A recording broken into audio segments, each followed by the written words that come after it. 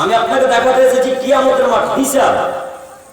হিসাব মানে আপনার দাড়ি পাল্লা দেখাতে এসেছি। কিয়ামতের মাঠে যদি নেকির পাল্লা ভারী হয়ে যায় তো জান্নাত নিশ্চিত, কোনো মায়ের পেটে ঠেকাতে পারবে না ইনশাআল্লাহ। আর এই বাম পাল্লা অর্থাৎ পাপের পাল্লা যদি ভারী হয়ে যায় তাহলে জাহান্নাম নিশ্চিত, কোনো মায়ের পেটে ঠেকাতে পারবে না, ও জাহান্নামে যাবে। অতএব নিজে যে পাপ করেছেন এই পাপ আল্লাহর কাছে এখন যদি ভিক্ষা চান, আল্লাহ এখন ক্ষমা করবে ইনশাআল্লাহ, এখনই এই মুহূর্তে ক্ষমা করবে। আল্লাহ বলছেন দয়ার অভাব নয়, আমি তোমাদেরকে ক্ষমা করতে প্রস্তুত, শুধু আমাদের ভিক্ষা চাও। আল্লাহ নবী বলছেন আদমের ছেলে মেয়ে যদি পাপ না করতো তাহলে আল্লাহ এদেরকে সরিয়ে দিয়ে একটা জাতিকে নিয়ে আসতেন। আল্লাহ অন্য একটা কমকে নিয়ে আসতেন, যেই কম পাপ করতো আল্লাহকে বলতো আল্লাহ তুমি ক্ষমা করো, আল্লাহ তুমি দয়া করো, আল্লাহ তুমি আমার পাপ ক্ষমা করো, এই আল্লাহ ভিক্ষা চাইতো আর আল্লাহ তাদেরকে ক্ষমা করতো। তো আমাদের নবী বলছেন যদি আদমের ছেলেমেয়েরা পাপ না করতো তাহলে আল্লাহ এমন একটা কমকে নিয়ে আসতেন যে কম পাপ করতো আল্লাহ কাছে ভিক্ষা চাইতো, পাপ করতো আল্লাহ কাছে ভিক্ষা চাইতো, পাপ করতো আল্লাহ কাছে ভিক্ষা চাইতো, আর আল্লাহ তাদের পাপকে বারবার ক্ষমা করে দিতেন। এই হাদিসের ভিত্তিতে আমি বলতে চাচ্ছি মানুষই পাপ করবে, ফেরেশতা করবে না। পাপ করবে কারা? মানুষ এবং জিনেই পাপ করবে, কোন ফেরেশতারা পাপ করবে না। তো মানুষ যদি ক্ষমা চায় নিজস্ব পাপ তাহলে আল্লাহ এটা ক্ষমা করে দেবে ইনশাআল্লাহ। বুঝতে পারবেন? তো আপনি যে গানটা শেয়ার করেছেন এই গানটা এখন 10,000 মানুষ দেখেছে, 10,000 মানুষের পাপ চাপলো না, আর শেয়ার হবে হবে না ইনশাআল্লাহ। আর কলার টিম গান থাকবে না ইনশাআল্লাহ, রিংটোনের গান থাকবে না ইনশাআল্লাহ। ইনশাআল্লাহ ফেসবুকের আইডি দেখে মনে হচ্ছে আপনি সুফি সাফা মানুষ, 40 বার হজ করেছেন মক্কা থেকে। যখন ফেসবুকের ভিতরে যাওয়া যাচ্ছে তখন শুধু গান আর গান, গান আর গান। উপরে দেখে মনে হচ্ছে টুপি টাপি দেখে, পাঞ্জাবি জুব্বা দেখে মনে হচ্ছে এর মতো ইমানদার মানুষ হরিশ্চন্দ্র গান না। আইডির ভেতরে গেলে শুধু গান চলবে। তারপর উপরটা যেমন ভিতরটাকেও তেমন করতে হবে।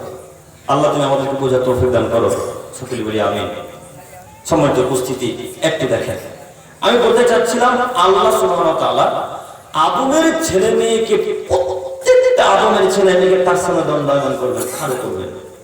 আদম থেকে মুহাম্মদ সাল্লাল্লাহু আলাইহি ওয়াসাল্লাম যত নবী রাসূল এসেছেন প্রত্যেকটা নবী রাসূলগণের উম্মত উম্মতিদেরকে আল্লাহ তাআলা দাঁড় করাবেন, খাড়া করবেন। প্রত্যেকে আল্লাহ তাআলা হিসাব নেবেন, কাউকে আল্লাহ ছাড়বেন না। প্রত্যেকের হিসাব নেবেন। কারো হিসাব হবে খুব সহজে, কারো হিসাব হবে খুব কঠিন হবে, কারো হিসাব হবে খুব সহজে, কারো হিসাব হবে খুব কঠিন করে। যার হিসাব সহজে হয়ে যাবে মনে করে নিতে হবে একটা জান্নাতি মানুষ, আর যার হিসাব কঠিন হবে আল্লাহ নেবেন জেনে নিতে হবে একটা জাহান্নামী মানুষ। যে কোনো মূল্যে আপনাকে হিসাব সহজ করে নিতে হবে, যে কোনো মূল্যে আপনাকে যে কোনো মূল্যে হিসাব সহজ করতে হবে। আব্দুল করিম সাহেব, হিসাব যদি সহজ করতে হয় কিয়ামতের মাঠে কি করা লাগবে? যে কোনো মূল্যে শিরক থেকে বিরত থাকতে হবে। শিরক কাকে বলে বুঝতে পারলাম? আল্লাহর স্থানে কাউকে বসিয়ে দেওয়া হচ্ছে শিরক। আপনার ছেলের হাত দেখেন, এই ডান হাত বা বাম হাতে দেখেন একটা কালো ধাগা করা আছে, আছে কি নাই? না হরিচন্দ্রপুরে নাই, পায়ে তো বলছি শুনেন না। আর আপনার মেয়ের পায়ের দিকে দেখেন, বাম পায়ে অথবা ডান পায়ে কালো ধাগা বাঁধা আছে। জিজ্ঞাসা করেন বেঁধেছো কেন? তো কবজিতে ব্যথা খুব হয়তো তাই কালো ধাগা বেঁধেছি, হুজুরে বলেছে কালো ধাগা বাঁধলে ব্যথা কমে যায়, তাই না? তো এখন আপনারা বলে হরিশ্চন্দ্রপুরের মানুষ ব্যথা ভালো করার মালিক কালো ধাগা না আল্লাহ? তো আপনার মেয়ে যে বললো কালো ধাগা, এখন আপনার মেয়ের কথা আল্লাহ মান্যতা দিলেন, এখন আপনার মেয়েকে আল্লাহ কোথায় দেবে? জাহান্নামে। এর দাড়ি পাল্লাকে আল্লাহ পাপের পাল্লাকে ভারী করে দিবে। অতএব যে কোনো মূল্যে শিরক থেকে বিরত থাকতে হবে, যে কোনো মূল্যে। আমি আপনাকে দেখাতে যাচ্ছি কিয়ামতের মাঠে আপনাকে বাঁচতে হবে। কিয়ামতের মাঠে যদি বেঁচে যান জান্নাত নিশ্চিত, কবরে যদি বেঁচে যান জান্নাত নিশ্চিত, কেউ ঠেকাতে পারবে না। আল্লাহ নবী বলছেন, উসমান রাদিয়াল্লাহু তাআলা বলেন রাসূল সাল্লাল্লাহু আলাইহি ওয়াসাল্লাম বলেছেন তিনটি জায়গা আছে মৃত্যুর পর, তার প্রথম জায়গা হচ্ছে কবর। কেউ যদি কবরে বেঁচে যায়, পাস হয়ে যায়, পরবর্তী যে স্থানগুলি আছে তার জন্য সহজ হয়ে যাবে। আর যদি কবরে কেউ ধরা পড়ে যায়, পরবর্তী যে স্থানগুলি আছে সেই স্থানগুলো জটিল কঠিন হয়ে যাবে। তার মানে কবরে যদি বেঁচে যান তাহলে কিয়ামতের মাঠে বাঁচবেন, আর কবরে যদি বাঁচতেন আপনার তাহলে কিয়ামতের মাঠে বাঁচার কোনো অপশন নেই। এই ভিত্তিতে আপনাকে বলতে চাচ্ছি যে কোনো মূল্যে ডান হাতে আমল নামা করুন, ডান হাতে। আব্দুল করিম সাহেব ডান হাতে আমল নামা নিব কিভাবে? পিতা মাতার সাথে ভালো আচরণ করে। ডান হাতে আমল নামা পাবো কিভাবে? 5 ওয়াক্ত সালাত আদায় করে। ডান হাতে আমল নামা পাবো কিভাবে? পাড়া প্রতিবেশী ফকির মিসকিনের সাথে ভালো আচরণ করে। ডান হাতে আমল নামা পাবো কিভাবে? আত্মীয়তার সম্পর্ক বজায় রেখে। কিন্তু সব থেকে যেটা বর্তমান সময় জটিল বিষয়, সেটা হচ্ছে আত্মীয়তার সম্পর্ক বজায় রাখা খুব কঠিন। কঠিন না? আপনার আব্বা 3 ভাই, আপনার দাদু আপনার আব্বাকে জমি দিয়েছে 1 বিঘা, আর আপনার 2 চাচাকে দিয়েছে 3 বিঘা করে। এখন আপনার আব্বা খুব রাগ। এখন আপনার আব্বা আর ওই 2 চাচাকে, আপনার 2 চাচাকে কথা বলেন না, আত্মীয় সম্পর্ক বজায় থাকলো? আল্লাহ বলছেন লা ইয়াদখুল জান্নাতা কাতিউর রাহিম, যারা আত্মীয়তার সম্পর্ক বিচ্ছিন্ন করে, যারা আত্মীয়তার সম্পর্ক বজায় রাখতে পারে, তারা জান্নাতে যাবে না, তারা জাহান্নামে যাবে। আব্দুল করিম সাহেব কেমন কথা বলছেন আপনি? আমার বাপ ও 2 ভাইকে 3 বিঘা দিল, তো আমিও তো 3 বিঘা পাওয়ার মতো যোগ্যতা রাখি, তাই না? আমার ভাই যদি 3 বিঘা পায়, আমিও 3 বিঘা পাবো।